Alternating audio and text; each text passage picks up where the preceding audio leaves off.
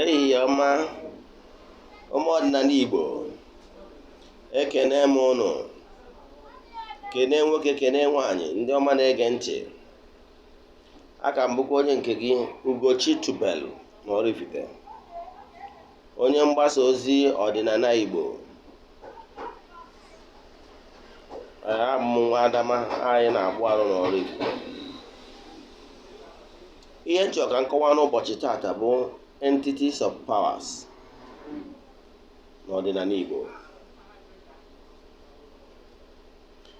Anyị amadogo na onye ọbụla ma na Chukwu okike abịa amaghị. He is the supreme being, the unmovable mover. Enweziri ndị niile bụ ndị angel nke Chukwu. Bidozie na ndị ichie, entities of powers, ụmụ mmụọ dị iche iche, all the deities, ndị egede na ndị mbụ, ụmụ mmụọ na ezumezu mmụọ niile, ezumezu mmụọ niile, ndị niile ha bụ ndị na-ejere Chukwu na mmadụ ozi. Ọlụ ha bụ ijelu Chukwu ozi. In other words, they cross across man. Ka mma atụ ka ihe ji wee ghọta ihe bụ etu esi wee kazie ọlụ a. Whatever that is happening on earth, the real form is there in the spiritual. Example, what is happening on earth in the terms of governance, from up to down, is the prototype of what is there in the spiritual. And my like iji ihe mmadụ ma wee maa atụ ihe ọ na-amaghị.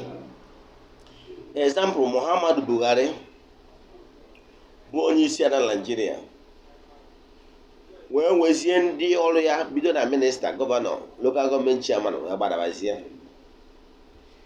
Etu ahụ ka Chukwu okike si wee nwekwa nke the principalities and powers, from up to down to your guide, guided angel. Ndị a niile dị accountable to the Almighty Father. Etu ahụ ndị minista, gọvanọ gbadatawa si wee dịkwa accountable to Muhammadu Buhari. Chukwu okike a nọ na his throne. Ọ dị eri ji, ọ dị eri ede, si ekene ka ọ na-eri. Den kezie ndị ọrịa, ndị ọ bụ ọrụ ha ịfụ na ihe niile na-aga n'anya ya n'anya ya. Ọ bụrụ na ị mara anya ya, then ị mara na ị kwesịrị ka ị meta those entities of powers.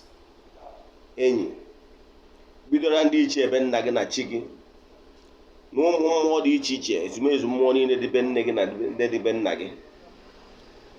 Maka na ihe na-esi na nke onye akarịa, ka mmakwa atụ ọzọ. Ọ bụrụ na ị bụ onye na-eje achọ ọrụ na ministry, maybe you apply for a job or a contract, o wee bụrụ na idewere ahụ wee sị mba na onwere ihe iji ịma mmadụ eme, n'agbanyeghị na ndị Igbo kwuru na ịma mmadụ amaka, ọkwa eziokwu ya. Iwe sị na onwere ihe iji mma mmadụ eme, na this employment ma this contract na ị ga-enweta by merit. Nwanne, ị ga-anọchi eji echiefo. Maka gịnị? Na-enwere ọtụtụ ndị mmadụ ndị chọkwara ya bụ ọrụ. Etu a ka ọ dị n'ihe mmụọ. Achọrọ m ka m nwere ihe ịma wee na-amara gị atụ ihe na-eme na mmụọ. Why we need those entities of powers? Why we need to be their friends? O nwere ihe a na-akpọ personal relation.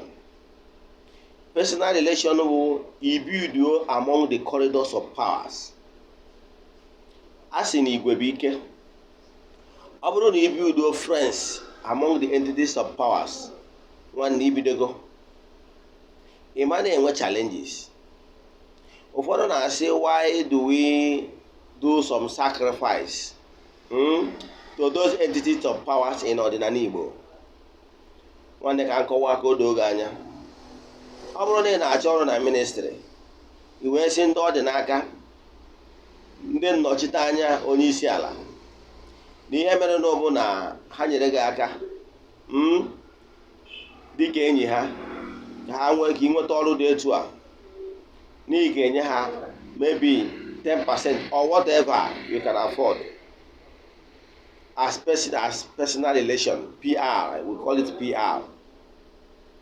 One day, because of need build, you go personal relation with those people in charge of governance or in charge of whatever you are looking for from the government, or the likely need ga enweta ya ihe na-achọ.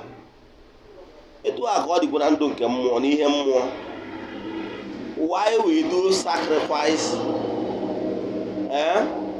to those entities of powers, ndị na-ejere Chukwu na mmadụ ozi. Call them angel nke Chukwu. You are right. Then ihe eji enye ha sacrifice bụ biko nyere m aka yọta amara dị etu a na ọ bụrụ na ime nka na m ga-enye gị nka na m ga-amụrụ gị sent ma na m ga-egburu gị anụ. No matter the laws of nature, givers never lack. Ị bụrụ onye aka gọm, ị mara ka esi agbasapụ aka, ị mara ka esi emesara aka. Kedu ka ị ga-esi nweta ihe ọma? Ịma na ihe ọma ịmadụ ịgbasapụ aka na-eweta ihe ọma. Ịmara etu ahụ ọ dị na mmụọ na mmadụ, etu ha ka ọ dị na mmụọ. O nwere akụkọ otu onye kọọrọ m ebe anyị na ofu ebe. Anyị kọta akụkọ wee kọta afọ ofu big man ma achọrọ ịkpa afa.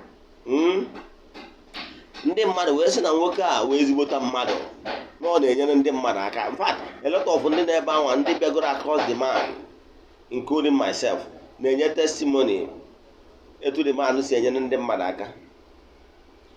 Akụkọ wee na-akọrọ anyị ebe a na o nwere mgbe ndị ntọ mmadụ chọrọ ka aje tọrọ ya nwoke, mana maka iyi ndị o mere ọgọ, ndị ajọ mmadụ ahụ a chọrọ igobiri ya wee sị mba, ozugbo a kpọrọ aha ya sị mba na onye abụ onye nke anyị. O nwere ajọ mmadụ ọbụla amara ya. Etu a ka ọ dị na mmụọ. That is the reason why you should make more friends in the spiritual realm. Ime etu o si abụ mmadụ pụta ya, o mee make more friends n'ụwa. Ihe a na-agarị ya. Ibido ebe ị na-ele ahịa, ịma ndị mmadụ. Ịgbọsa ahịa ga na-aga maka na ịma ndị mmadụ. Etu a ka ọ dị na mmụọ. Ọ bụrụkwa na iwe onye ma mmụọ dị iche iche, mgbe ọnwụ na ị prezentịrị ya petition, ndị na-achọ ka aja eru gị ozi akarịa. Ọnya ka a na-akpọ igwebuike. Ka mmakwa ofu atụ ọzọ etu ihe esi ghọta ya. Maka ihe nji ala nke ịma atụ bụ na ichefuo ihe m kwuru, inwe ike cheta ọma atụ mmadụ. Ọ bụrụ na ịbụ onye bi na ya adị mebi asị bachelor, mana ịbụ onye na-agbasapụ aka, ịbataba ahịa, igota groundnut, igota biskit, igota sweet, wee nye ụmụaka bi na ya adị ebe ibi. Nwanne, mgbe ọbụla ụmụaka ga na-look forward n'ebe ị nọ. Ka m gwazie ihe ga-eme na onwe ụbọchị ya asị oke n'ibu mmiri galọn ka ije gbata mmiri. Ụfọdụ ụmụazị ga-asị ụfọdụ weta ka ije gbatara gị mmiri. Ime ya bata ha ji emetụ ahụ because of personal relation. Ọtụtụ ihe dị iche iche, ọgọ dị iche iche imegoro n'ebe ha nọ. Then ọgọ niile ahụ imelụ ga-eme ka ha sị ka ha nyere gị aka. Etu a ka ọ dị na mmụọ. Ị bụrụ onye na-enwe build personal relation among the entities of powers. Nwanne, mgbe ọbụla eyi ọlụ n'i nwere challenge wee sị kpọkụ ụmụ mmụọ sị ha na ihe ị chọrọ. Kedu ndị ga-eji ozi dị etu a jee napụta onye eji eji ma udo nwere ihe ga-eji. Nwanne, ụmụ mmụọ ga-apụta sị na please send me. Etu a ka ọ dị. So na entities of powers a wee etu onye nwaanyị si wee ke ha. Iji ma atụ ọzọ ka mmakwara gị atụ ihe eji wee ma uru ọ bara wee ike idebe those entities of powers. Ọ ha bụ ndị maara ụzọ. Example, o nwere ihe ị ga na-achọ na Abuja. O wee nwee na-achọ department and onye ga-enyere gị aka. Ma duto na-egbu onye na-agbasapụ aka na-eme PR. Ị ga-afụ onye ga-akpọrọ gị sị nwanna bịa ka m gbojie gị na department ma ọ bụ onye ga-enyere gị aka ka ihe ị na-achọ wee ruo gị aka. Etu ahụ ka ọ dị na mmụọ. So Chukwu okike kechalụ ihe niile, entities of powers, kee ọrụ, enwego harmony in creation, kee ndị ọ bụ ọrụ ha ekwu onye ọbụla ụgwọ n'ọnọdụ ya si wee dị. So those entities of powers are there to work for the Almighty Father. However, during their job, they come across man. Make sure you have them as your friends. Maka n'ime etu a, you will lack nothing. Why is it that people like to make earthly friends, but they don't know the importance of making spiritual friends?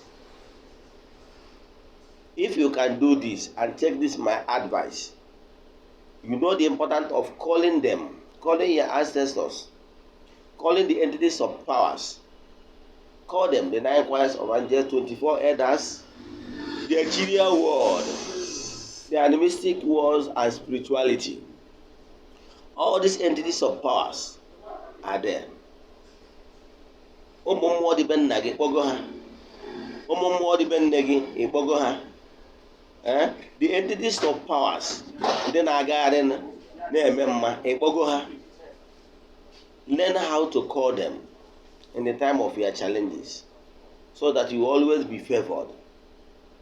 Look around, you will see my WhatsApp number. Send me any message for inquiries. I will help you. My mission is to help people live better life. If you are seeing our video, like it, share it among your friends. If you are seeing it on YouTube, subscribe to our YouTube channel so that you will be getting our message we normally give concerning Odinana Igbo on daily basis. Igbo makano ka ihe ọma meela anyị n'ụbọchị taata bụ Orie, ya gazienụ n'ọfọ.